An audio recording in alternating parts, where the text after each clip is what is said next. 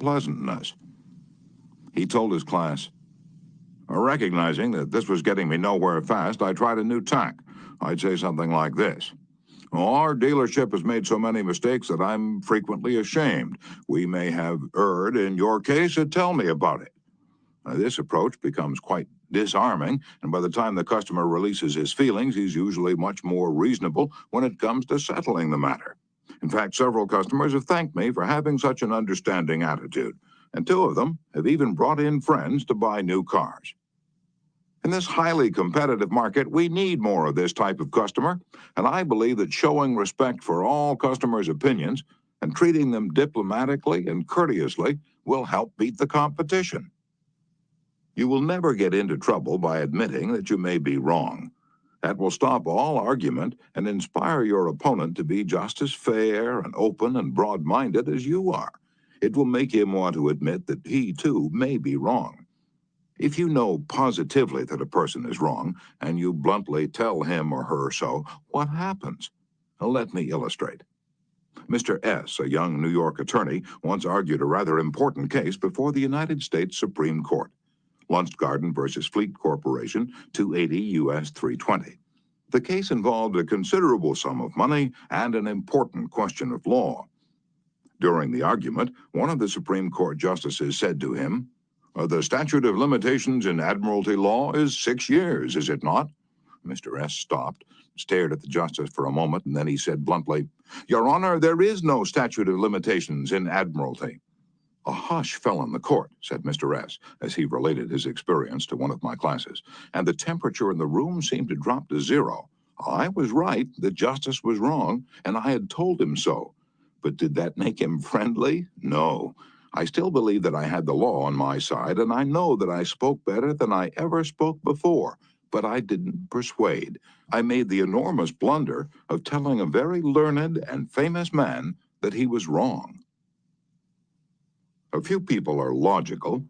Most of us are prejudiced and biased. Most of us are blighted with preconceived notions, with jealousy, suspicion, fear, envy, and pride. And most citizens don't want to change their minds about their religion, or their haircut, or communism, or their favorite movie star. So if you're inclined to tell people they're wrong, please review the following paragraph every morning before breakfast. It's from James Harvey Robinson's enlightening book, The Mind in the Making. We sometimes find ourselves changing our minds without any resistance or heavy emotion. But if we are told we are wrong, we resent the imputation and harden our hearts. We are incredibly heedless in the formation of our beliefs, but find ourselves filled with an illicit passion for them when anyone proposes to rob us of their companionship. It is obviously not the ideas themselves that are dear to us, but our self-esteem which is threatened.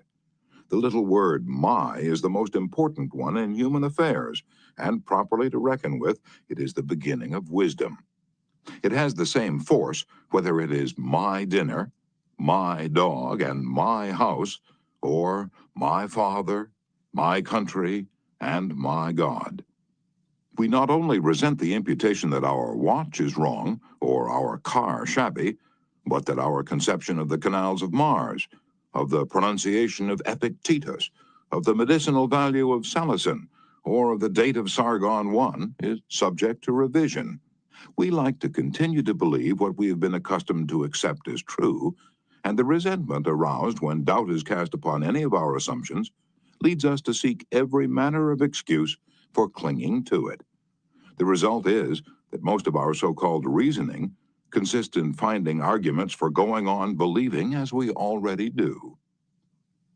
Carl Rogers, the eminent psychologist, wrote in his book on becoming a person, "I have found it of enormous value when I can permit myself to understand the other person." The way in which I have worded this statement may seem strange to you. Is it necessary to permit oneself to understand another? I think it is. Our first reaction to most of the statements which we hear from other people is an evaluation or judgment rather than an understanding of it. When someone expresses some feeling, attitude, or belief, our tendency is almost immediately to feel, "That's right," or "That's stupid," That's abnormal. That's unreasonable. That's incorrect. That's not nice. Very rarely do we permit ourselves to understand precisely what the meaning of the statement is to the other person. I once employed an interior decorator to make some draperies for my home. When the bill arrived, I was dismayed. A few days later, a friend dropped in and looked at the draperies. The price was mentioned, and she exclaimed with a note of triumph, "What? That's awful. I'm afraid he put one over on you." True. Yes, she told the truth. But few people like to listen to truths that reflect on their judgment. So, being human, I tried to defend myself. I pointed out that the best is eventually the cheapest, that one can't expect to get quality and artistic taste at bargain basement prices, and so on. The next day, another friend dropped in, admired the draperies, bubbled over with enthusiasm, and expressed a wish that she could afford such exquisite creations for her home. My reaction was totally different. "Well, to tell you the truth," I said, "I can't afford them myself. I paid too much. I'm sorry I ordered them."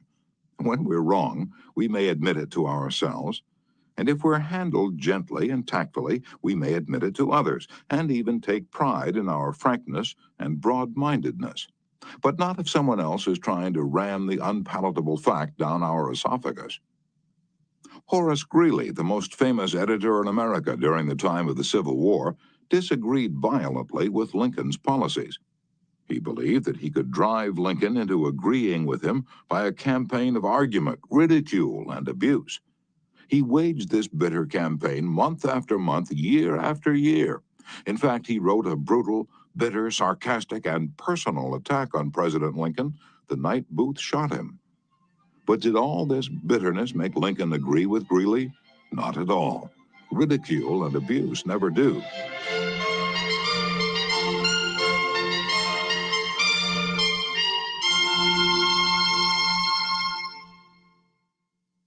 If you want some excellent suggestions about dealing with people and managing yourself and improving your personality, read Benjamin Franklin's autobiography, one of the most fascinating life stories ever written, one of the classics of American literature. Ben Franklin tells how he conquered the iniquitous habit of argument and transformed himself into one of the most able, suave, and diplomatic men in American history. One day, when Ben Franklin was a blundering youth, an old Quaker friend took him aside and lashed him with a few stinging truths, something like this. "Ben, you are impossible. Your opinions have a slap in them for everyone who differs with you. They have become so offensive that nobody cares for them. Your friends find they enjoy themselves better when you are not around. You know so much that no man can tell you anything. Indeed, no man is going to try, for the effort would lead only to discomfort and hard work. So you are not likely ever to know any more than you do now, which is very little." One of the finest things I know about Ben Franklin is the way he accepted that smarting rebuke. He was big enough and wise enough to realize that it was true, to sense that he was headed for failure and social disaster. So he made a right-about face. He began immediately to change his insolent, opinionated ways. "I made it a rule," said Franklin, "to forbear all direct contradiction to the sentiment of others, and all positive assertion of my own. I even forbade myself the use of every word or expression in the language that imported a fixed opinion, such as certainly, undoubtedly, etc., and I adopted instead of them, I conceive, I apprehend, or I imagine a thing to be so, or it so appears to me at present. When another asserted something that I thought an error, I denied myself the pleasure of contradicting him abruptly, and of showing immediately some absurdity in his proposition, and in answering, I began by observing that in certain cases of circumstances his opinion would be right, but in the present case there appeared or seemed to me some difference, etc. I soon found the advantage of this change in my manner.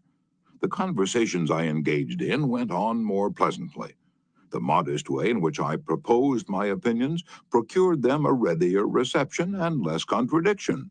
I had less mortification when I was found to be in the wrong, and I more easily prevailed with others to give up their mistakes and join with me when I happened to be in the right. And this mode, which I at first put on with some violence to natural inclination, became at length so easy and so habitual to me that perhaps for these 50 years no one has ever heard a dogmatical expression escape me. And to this habit, after my character of integrity, I think it principally owing that I had earned so much weight with my fellow citizens when I proposed new institutions or alterations in the old, and so much influence in public councils when I became a member. For I was but a bad speaker, never eloquent, subject to much hesitation in my choice of words, hardly correct in language, and yet I generally carried my points. How do Ben Franklin's methods work in business? Let's take two examples.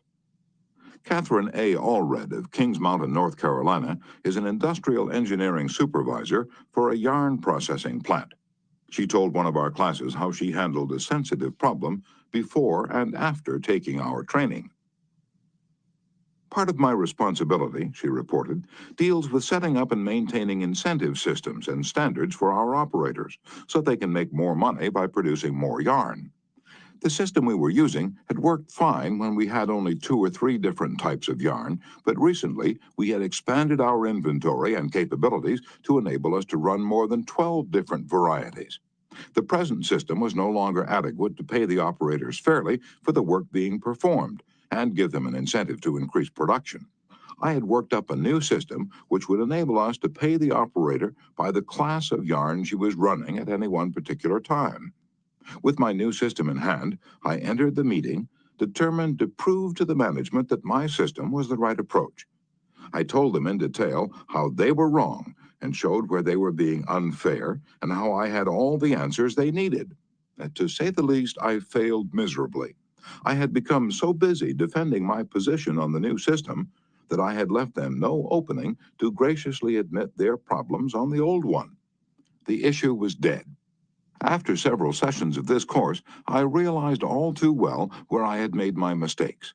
I called another meeting, and this time I asked where they felt their problems were. We discussed each point, and I asked them their opinion on which was the best way to proceed. With a few low-keyed suggestions at proper intervals, I let them develop my system by themselves. At the end of the meeting, when I actually presented my system, they enthusiastically accepted it. I'm convinced now that nothing good is accomplished and a lot of damage can be done if you tell a person straight out that he or she is wrong. You only succeed in stripping that person of self-dignity and making yourself an unwelcome part of any discussion. Let's take another example. And remember, these cases I'm citing are typical of the experiences of thousands of other people. R.V. Crowley was a salesman for a lumber company in New York. Crowley admitted that he had been telling hard-boiled lumber inspectors for years that they were wrong, and he'd won the arguments too, but it hadn't done any good. For these lumber inspectors, said